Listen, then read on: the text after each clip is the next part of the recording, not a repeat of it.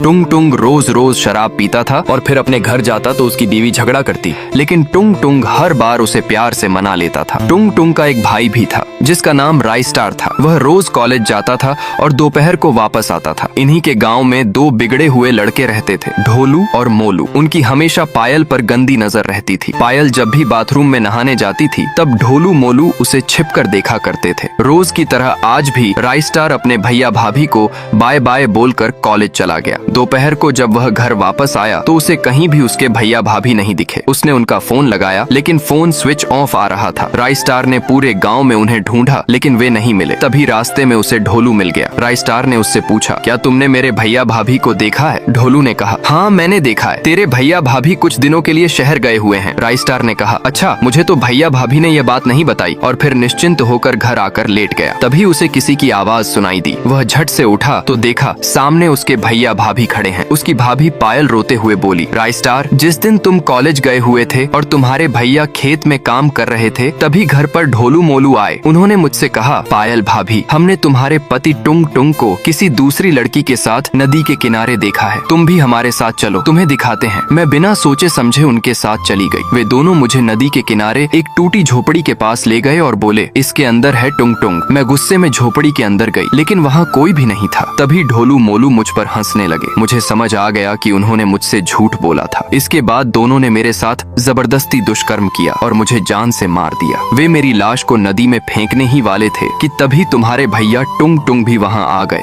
उन्होंने यह सब देखा तो उनका खून खौल गया, लेकिन ढोलू मोलू ने उन्हें भी जान से मार दिया और हम दोनों को नदी में फेंक दिया। इतना कहकर राइस्टार के भैया भाभी की आत्मा हवा में गायब हो गए। अब राइस्टार के सिर पर खून सवार हो गया और वह चाकू लेकर निकल पड़ा ढोलू मोलू को मौत के घाट उतारने। नेक्स्ट पार्ट जल्द आ रहा है।